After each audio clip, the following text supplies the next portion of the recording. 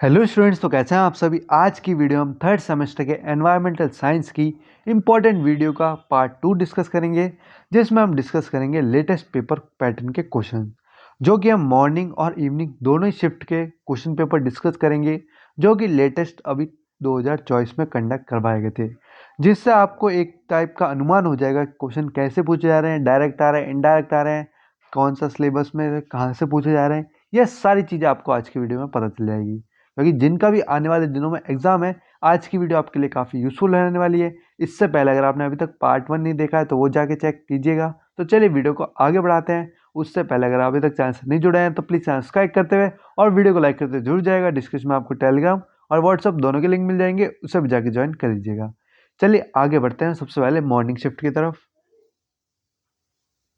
ये रहा हमारा paper environmental science third semester AEC का कोर्स है, थ्योरी इनटू प्रैक्टिस 2। ये हमारा इवनिंग शिफ्ट का पेपर है, जो कि हम मिस प्रिंट की वजह से 50 लिखा हुआ है, पर इसकी टेंशन नहीं लेनी है। ये 70 मार्क्स का आपका पेपर रहने वाला है, जिसमें हमारे 3 पार्ट में हमारा पेपर डिवाइड होगा, ए पार्ट, बी पार्ट और सी पार्ट, जो कि 30-20-20 ऐसे करके रहने वाला है। ये बात आपको ध्यान रखनी है।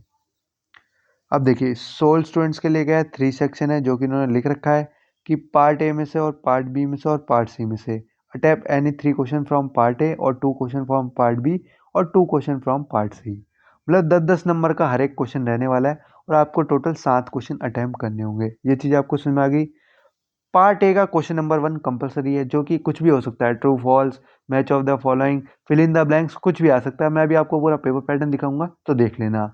इंग्लिश और हिंदी कोई से भी मीडियम में आप अपना पेपर लिख सकते हैं। पूरा पेपर आपको एक ही लैंग्वेज में लिखना होगा। बाकी क्वेश्चन आपको दोनों मीडियम में मैं दिखा दूंगा, उसकी टेंशन मत लीजिएगा। अब आते हैं सबसे पहले पार्ट ए पे। अब देखिए, इवनिंग शिफ्ट में क्या है, फिल इन द ब्लैंक्स पूछे गए हैं, जैसा कि मैंने आपको शुरू में बताया। अब फिल इन द ब्लैंक्स कैसे?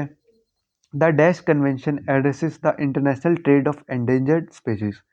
अब देखिए, इस टाइप के क्वेश्चन आते हैं तो इसमें दिक्कत आ सकती है आपको, क्योंकि ये फिल इन द ब्लैंक्स ऐसे होंगे जो कि या तो पता ही नहीं होंगे, या फिर आप कहीं से देख के लिखते हैं तो इसमें बात बन सकती है। बाकी ट्रू और फॉल्स में टी या एफ तुक्का लगा के कुछ भी लिखें, आधा मार्क्स तो मिलना ही मिलना था।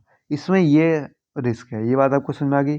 बी पार्ट बात है, international day for biological diversity held on. अब ये किससे ही पता होगा। अब ऐसे ऐसे फिल इन द ब्लैंक्स पूछे गए हैं, आप ये खुद सोचिए जीके के। तो आपको इन सब के लिए तैयार रहना होगा। अगर आपके ट्रू फॉल्स आ जाते हैं, या फिर आपका जो मैंने बताया मैच ऑफ द फॉलोइंग आते हैं, वो तो अच्छी बात है। फिल इन द बैंक्स में आपको दिक्कत आ सकती है। Dash conservation involves the protection of species with in their natural habitat.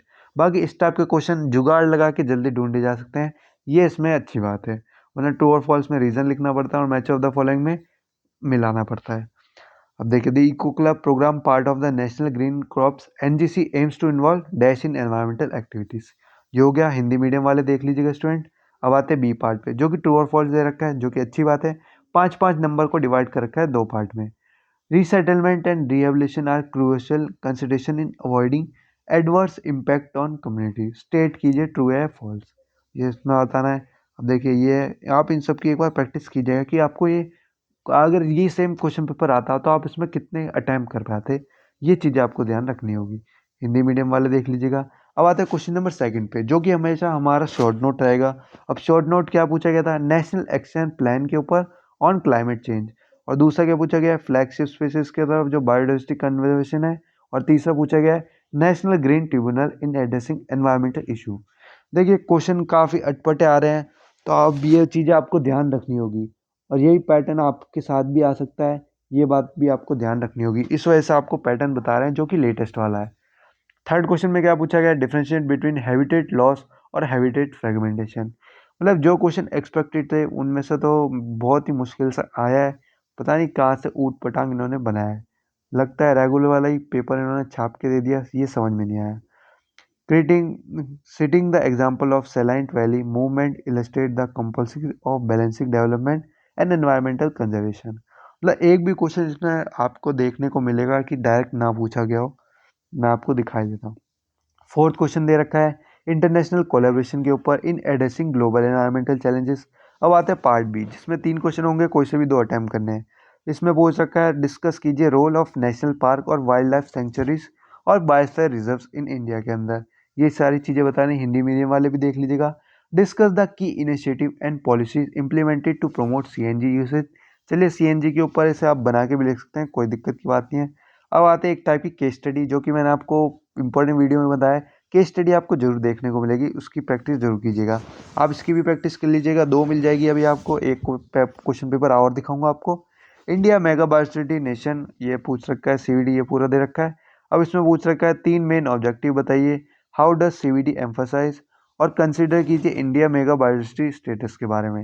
Hindi medium वाले स्टूडेंट देख लीजिएगा, आप पाते हैं पार्ट सी पे, जो कि सोल स्टूडेंट्स के लिए ही था, रेगुलर वालों के लिए नहीं था। Define the following, biological invention क्या होता है, एसडीजी क्या होती है, जेनेटिक डाइवर्सिटी क्या होती है। अब देखिए इसमें एक भी ऐसा शॉर्ट नोट नहीं है या डिफाइन जो कि डायरेक्ट में पूछी गई हो। पता नहीं कहाँ कहाँ से इन्होंने उठाए हैं। यहाँ पे देख सकते हैं अर्थ समिट, चलिए समझ में आ गया। बायोडाइवर्सिटी हॉटस्पॉट भी कर सकते हैं, पर ये सेक्रेड ग्रोव क्या है, और ये एसडीजी बायोलॉजिकल इन्वेंशन, ये आपको बिल्कुल अल्टे पल्टे से नाम लगेंगे।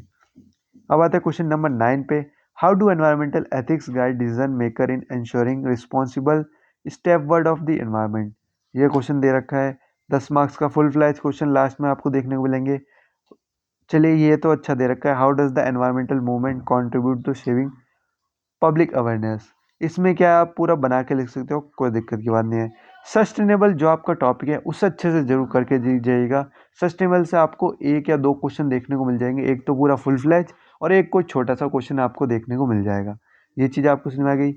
ये हमारा इवनिंग शिफ्ट का। अब आ जाते हैं मॉर्निंग शिफ्ट पे। ये देखिए ये हमारा मॉर्निंग शिफ्ट का क्वेश्चन पेपर है।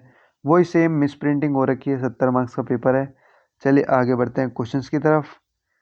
पार्ट ए, पहला क्वेश्चन आपका कंपलसरी, ये बात आपको ध्यान रखनी है। चलिए इसमें पहले दे रखी है, डिफाइन दे रखी है बीओडी। ये तो चलिए मैंने आपको बताया था, तुक्के से आ गया। Gross primary productivity, primary pollutant, ये भी कर सकते हैं आप, जियोथर्मल एनर्जी और सस्टेनेबल डेवलपमेंट। जो आपको इंपॉर्टेंट टॉपिक्स बताए थे वो सब इसमें पूछ लिए गए मॉर्निंग शिफ्ट में। पर इवनिंग शिफ्ट में काफ़ी काम खराब हो गया था। मैच द फॉलोइंग, मैच करने थे। यूरेनियम क्या होता है, स्ट्रेटोस्फेयर क्या होता है, और सेप्रोटोस क्या होते हैं। ये आप मैच करके या जुगाड़ करके भी लिख सकते थे, कोई दिक्कत की बात नहीं है। अब आते हैं क्वेश्चन नंबर 2 पे। राइट शॉर्ट नोट दे रखा है, कंपोनेंट्स ऑफ इकोसिस्टम, आराम से कर लोगे। Effect of air pollution on environment. बाकी जितना मैंने देखा है मॉर्निंग का पेपर काफ़ी इजी था इवनिंग के मुकाबले। Bhopal gas disaster important topic था, वही पूछ लिया गया है। न्यूक्लियर, थर्ड क्वेश्चन पूछा गया है, nuclear energy is consider promising source of energy in the future, जो कि एक टाइप का सिचुएशन बेस्ड क्वेश्चन है जो आपसे पूछा गया है। इसे भी आप बना के लिख सकते हो, कोई दिक्कत की बात नहीं। अब वाटर कॉन्फ्लिक्ट्स के ऊपर आ गया है, तो वाटर पॉल्यूशन वाले चैप्टर से इसे भी आप बना के लिख सकते हो। हिंदी मीडियम वाले आप देख लीजिएगा। Question number 4, differentiate between food chain और फूड वेब, आराम से कर सकते हो, कोई दिक्कत की बात नहीं है। एनर्जी फ्लो और न्यूट्रिएंट फ्लो कर सकते हो। कन्वेंशनल और नॉन कन्वेंशनल एनर्जी, ये भी आप कर सकते हो। ये भी इजी था। हिंदी मीडियम वाले देख लीजिएगा। पार्ट बी पे आते हैं। अब देखिए इसमें केस स्टडी कैसे दी है, इसमें आपको डेटा दिया गया है। इसमें आपको 2 साल का डेटा दिया गया था, जिसमें आपको इसकी प्रैक्टिस कीजिएगा। मैं आपको दिखा देता हूँ, ये डेटा है। हिंदी मीडियम और इंग्लिश मीडियम दोनों को दिखाता हूँ मैं। ये देखिए पूरा डेटा है ये। अब आ जाते हैं यहाँ से यहाँ तक, ये लास्ट डेटा है। अब इसमें क्या था, एक बार ग्राफ बनाना था जिसके 2 नंबर थे फ्री के। अब आ जाते हैं बी पार्ट पे। What is land use, how is different from land cover के बाद में बताना था। कंपेयर करना था land use pattern for 2 years का। इसे भी आप कर सकते हो, कोई दिक्कत की बात नहीं है। अब आ जाते हैं what is a Q I. चलिए ए क्यू आई को बना के लिख सकते हो, पूरा ए क्यू आई पे ही क्वेश्चन दे दिया गया है। 5 3 2 10 पार्ट में 10 नंबर को डिवाइड कर दिया गया है 3 क्वेश्चन में। ए क्यू आई के बारे में बताना था, हिंदी मीडियम देख लीजिएगा। अब आते हैं, हमारा एक इस टाइप का क्वेश्चन देखने को मिला था मॉर्निंग, जो कि हमारा डायग्राम क्वेश्चन था, जिसमें हमें बताना था कि आप इसमें क्या देखते हो, व्हाट कैन यू सी। इसमें इकोलॉजिकल इंपॉर्टेंस बतानी थी, और व्हाट शुड हैपन इफ़ एक स्पीशीज रिमूव कर दी जाए तो क्या होगा। इन सभी क्वेश्चन की प्रैक्टिस कर लीजिएगा, ऐसा ही आपको पेपर पैटर्न देखने को मिलेगा। बाकी इकोसिस्टम वाला मेन टॉपिक है, अच्छे से करके जाइएगा। और सस्टेनेबल डेवलपमेंट, स्ट्रक्चर और फंक्शन पूछा है। अब देखते हैं आगे क्या पूछा है। ऑयल स्पिल्स के बारे में पूछा है। चलिए यहाँ पे contribute to marine pollution, mining is essential environmental evil discuss, ये स्टेटमेंट बेस्ड क्वेश्चन दे दिया गया है। बाकी आप देख सकते हैं मॉर्निंग और इवनिंग शिफ्ट में फ़र्क रखा क्या है। हो सकता है आने वाले दिनों में जिनका मॉर्निंग और इवनिंग शिफ्ट में आपके साथ भी ऐसा हो। तो बाकी मैंने पूरा पेपर पैटर्न आपके सामने डिस्कस कर दिया है। होपफुली आप इनको समझ पाए हों, और इन सब की प्रैक्टिस ज़रूर कीजिएगा। जहाँ से भी आंसर मिले सबसे पहले देख के जरूर जाइएगा अपने एग्ज़ाम से पहले। चलिए वीडियो को यहीं ख़त्म करते हैं।